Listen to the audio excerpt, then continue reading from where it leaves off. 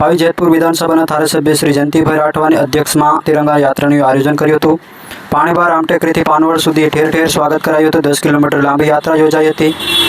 138 પાવી જેતપુર વિધાનસભાના માનનીય ધારાસભ્ય શ્રી જયંતિભાઈ રાઠવાની અધ્યક્ષમાં પાણીબાર રામટેકરી ધારાસભ્યશ્રીના નિવાસસ્થાનેથી ભીંડોલ ખાટિયાવાડ રહીને પાનવડ સુધી આમ લગભગ 10 કિલોમીટર જેટલી લાંબી તિરંગા યાત્રાનું આયોજન કરવામાં આવ્યું હતું। રસ્તામાં આવતી વિવિધ શાળાના બાળકોએ તિરંગા યાત્રાનું સ્વાગત કર્યું હતું। માનનીય ધારાસભ્ય શ્રી જયંતિભાઈ રાઠવાએ દરેક લોકોને હર ઘર તિરંગા અભિયાનમાં સહભાગી બની ઘર ઘર તિરંગા લહેરાઈ એકતા સમજતા તથા રાષ્ટ્રપ્રેમની ભાવના વધુ પ્રબળ બનાવવા અનુરોધ કર્યો હતો।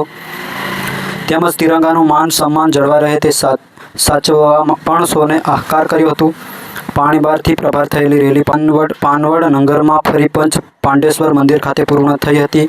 ધારાસભ્યશ્રીએ વધુમાં જણાવ્યું હતું કે આખા દેશની અંદર દેશના પ્રધાનમંત્રી શ્રી નરેન્દ્રભાઈ મોદીના અખબાર થકી તિરંગા યાત્રાનો ખૂબ ઉત્સાહ અને આનંદ થાય નીકળી રહી છે। ત્યારે દેશના પ્રધાનમંત્રીએ નક્કી કર્યું કે આખા દેશમાં ઉત્સાહ અને આનંદથી તિરંગા યાત્રાનું સ્થાન અને ઘર ઘર તિરંગા લહેરાઈ મહામૂલી આઝાદી મેળવવા અને દેશભક્તો બલિદાન આપ્યું છે। ત્યારે સ્વતંત્ર પર્વનો ઉત્સાહ દરેક ભારતીય માટે મહામૂલ્યો છે।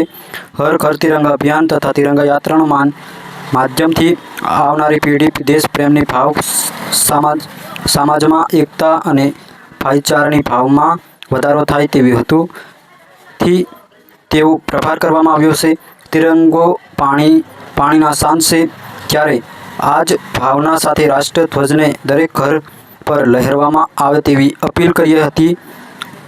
આ તિરંગા યાત્રામાં છોટાઉદેપુર જિલ્લાના સંગઠન પૂર્વ મહામંત્રી શ્રી ગોવિંદભાઈ રાઠવા, કનલવા જિલ્લા પંચાયતના સંસદ સુરેશભાઈ રાઠવા, પાવી જેતપુર તાલુકા પંચાયતના પ્રમુખ મુકેશભાઈ રાઠવા, ભાજપના વરિષ્ઠ આગેવાન ગોવિંદભાઈ રાઠવા, સંગઠન મહામંત્રી ચંદ્રસિંહ કોડી, પાવી જેતપુર તાલુકાના પંચાયત પૂર્વ પ્રમુખ ભરતભાઈ રાઠવા તેમજ મોટી સંખ્યામાં શાળાના બાળકો, શિક્ષકો, સામાજિક સ્થાન વડાઓ, તેમના કાર્યકર્તાઓ અને નાગરિકો ઉત્સાહભેર ભાગ લાભ લીધો હતો।